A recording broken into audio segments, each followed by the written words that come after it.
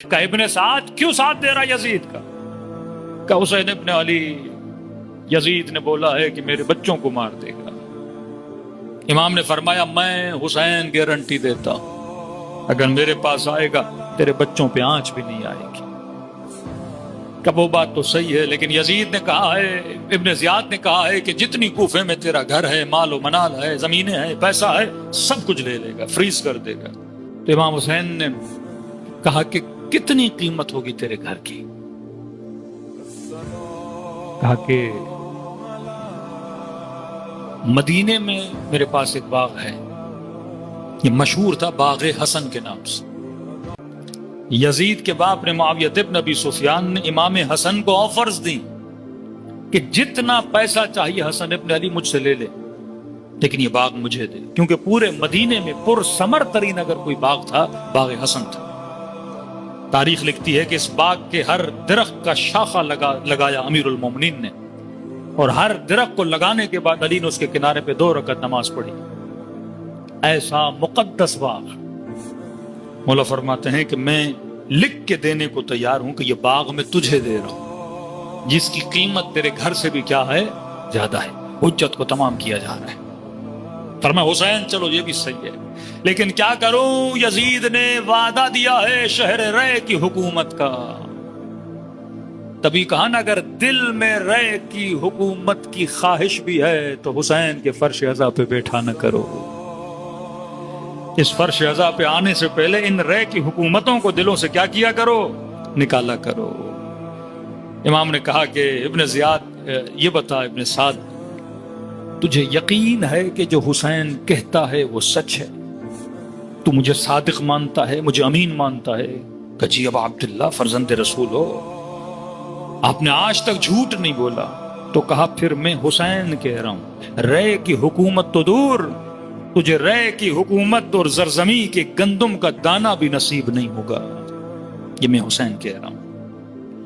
کہتے یہ سننا تھا کیونکہ یہ اس کی خواہش تھی، یہ اس کی محبت تھی، اسی محبت میں اس نے سب کچھ دیا کہ میں حاکم شہر رے بنوں۔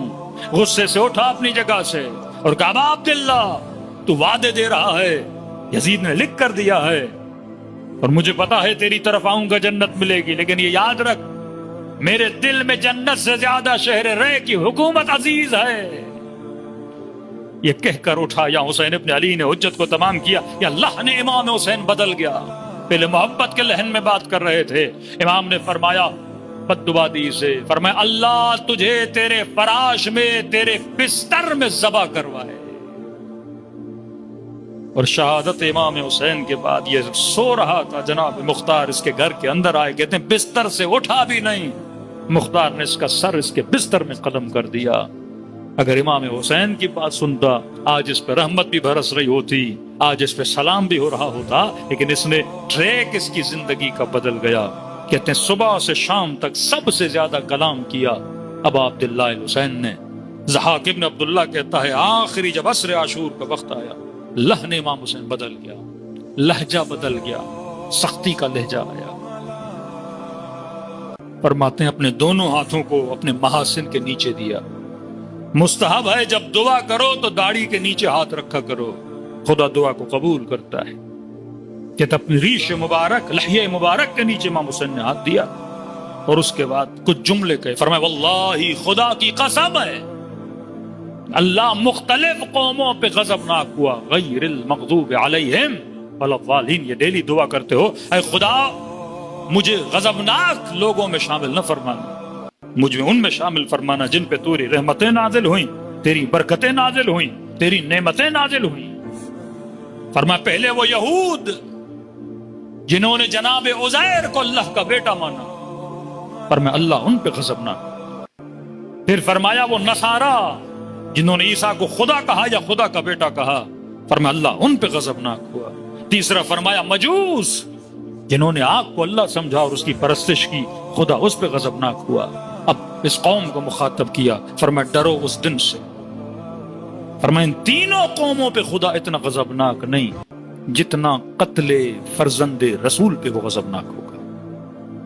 جو کام ابھی تم لوگ کرنے والے ہو، نماز سے رسول کا گلا کاٹنے والے ہو، فرمایا اللہ کی رحمت اپنی جگہ، لیکن غضب خدا سے ڈرو۔ اللہ کا غضب بڑا شدید ہے. سورہ شمس میں پڑھتے ہیں ناقۃ اللہ سقیاها فکذبوا فقروا فدمدم علیہم ربهم بذنبهم فسوا ولا یخاف عقباها. یہ کون ہے؟ ناقہ صالح، ایک اونٹنی، اس کو ذبح کیا. اللہ کہتا ہے ان کو نہیں پتا ان کی عاقبت کیا ہوگی جنہوں نے اللہ کی اونٹنی کو کاٹا. نسبت کس کی طرف ہے؟ اللہ کی طرف ہے. لاکھوں اونٹنیاں کاٹ دو، اللہ غضبناک نہیں ہوتا. خدا اس اونٹنی پہ غضبناک کیوں ہو رہا ہے؟ فرمایا کیونکہ یہ ناقۃ اللہ ہے، اس کی نسبت اللہ کی طرف ہے تو یہ شاعر اللہ میں ہے. یہ حسین نہیں، یہ نواز رسول ہے. اس کی نسبت فاطمہ الزہرا کی طرف ہے. فرمایا ہر خطبے میں کبھی کہتے تھے حلال کو حرام کیا، حرام کو حلال کیا، پھر کہتے تھے کیا مجھے نہیں جانتے میں وہ ہوں جو علی کا بیٹا، میں وہ ہوں جو فاطمہ کا بیٹا، میں وہ ہوں جو خدیجۃ الکبریٰ کا بیٹا، میں وہ ہوں جو فرزند رسول ہوں. فرمایا اپنا تعارف کرواتے تھے کہیں نہ کہیں ان کے دل میں خوف خدا پیدا ہو جائے. فرمایا اللہ کے غضب سے ڈرو. اور کیا کیا خدا نے ان کے ساتھ؟ آپ بنو امیہ کی تاریخ پڑھیں گے پریشان ہو جائیں گے. جناب مختار نے ایک سے پوچھا کہ بتا تم نے کون سا گناہ کیا؟ جس شخص نے کہا کہ میں نے حسین کے بدن پہ گھوڑے دوڑائے. کہتے ہیں مختار نے حکم دیا، زندہ تھا کیسے زمینوں پہ لٹاؤ اور ان کے اوپر زندہ تھے ان کے اوپر گھوڑے دوڑوائے. اس سے زیادہ اشد عذاب، یعنی یہاں بھی بدبختی سے مرے اور آخرت میں تو اشد عذاب ہے. دوسرے سے پوچھا تم نے کیا کیا تھا؟ کہتا ہے حسین نہر تک پہنچے تو تھے حضرت عباس کے بعد، لیکن میں نے حسین کو پانی کے قریب نہیں آنے دیا. پانی نگاہوں کے سامنے تھا لیکن میں نے حسین کو نہ پینے دیا نہ پانی اٹھانے دیا. ضحاک کہتا ہے اس شخص کو امام حسین نے بد دعا دی تھی کہ تو جتنا بھی پانی پیے گا خدا تیری پیاس کو کبھی بجھائے گا نہیں. کہتے ہیں یہ اپنے گھر میں اپنی زمین پہ گول گھومتا تھا، اتنا پانی پیا اتنا پانی پیا، پیٹ اس کا سوج گیا لیکن چیختا تھا اللہ تاش اللہ تاش اللہ تاش. لوگ کہتے تھے پانی پی تو رہے ہو، کہتا حسین کی بد دعا مجھے یاد آ رہی ہے، جتنا پانی پیتا ہوں لیکن میری پیاس بجھنے کا نام نہیں لیتی. یہی ابن زیاد بدن پر ایسا زخم ہوا جس زخم کی وجہ سے پریشان تھا. یہی یزید ایک بیماری کے اندر، آج تک معلوم نہیں کہ یزید مرا کیسے، کس نے اس کو مارا، کس جوانی میں یہ دنیا سے چلا گیا. یہی بنو امیہ جب بنو عباس آئے 1000 بنو امیہ کے نسلوں کے سر کاٹ کو اس نے زمینوں پہ رکھے. ان کے حاکموں کی قبریں کھود کے ان کی ہڈیوں تک کو جلا دیا گیا کہ بنو امیہ کے افراد یہاں سے دوڑ کے مصر کی طرف، حبشہ کے اندر مصر کے اندر دوڑ کے چلے گئے. اس حاکم نے اس کو 3 دن اپنی گھر میں سکونت اختیار کرنے کی اجازت دی. اس کے بعد بولا کہ کتنے سال تم لوگوں نے حکومت کی ہے؟ کہ 70 سال سے زیادہ ہم حاکم رہے ہیں. کہ آج یہ حال ہے کہ تم میرے پاس چھپنے کے لیے آئے ہو بنو عباس کے خوف سے. کہ مجھے یہ بتاؤ کیا تم نے اپنے دین کی سنتوں پہ عمل کیا تھا؟ تمہارے دین میں حلال و حرام کہاں ہے؟ کہ پھر تم حرام سے بچے حلال پہ عمل کیا کہ نہیں؟ اس حاکم نے کہا 3 دن میرے گھر پہ تھے، مہمان خدا تھے. آل امیہ جتنا جلدی ہو میرے گھر سے نکل جاؤ، کہیں وہ عذاب ہمارے اوپر بھی نازل نہ ہو جائے. خدا نے اشد عذاب میں مبتلا کیا. یہی وہ کوفی امام حسین کا ساتھ نہیں دیا. حجاج ابن یوسف نے ان کے ساتھ وہ حال کیا کہ تاریخ لکھتی ہے سروں کو اس طرح مسجدوں میں کاٹا گیا کہ خون کی نہریں گویا مسجدوں سے پانی کی طرح بہ رہی تھی. امام حسین نے فرمایا 3 غضب اللہ نے کیے، بدترین غضب خدا وہ ہے کہ اگر تم نواز رسول کا کیا کرو، سر کاٹو. تاریخ کربلا بتاتی ہے جنہوں نے صحیح محبتوں کا انتخاب کیا ان میں سے کوئی حر بنا، جنہوں نے غلط محبتوں کا اختیار کیا وہ ابن ملجم تھا یا وہ شمر تھا یا وہ ابن زیاد تھا یا وہ ابن سعد تھا. تو آج ہمیں یہ سمجھنا چاہیے کہ میری محبت صحیح ہے یا غلط ہے.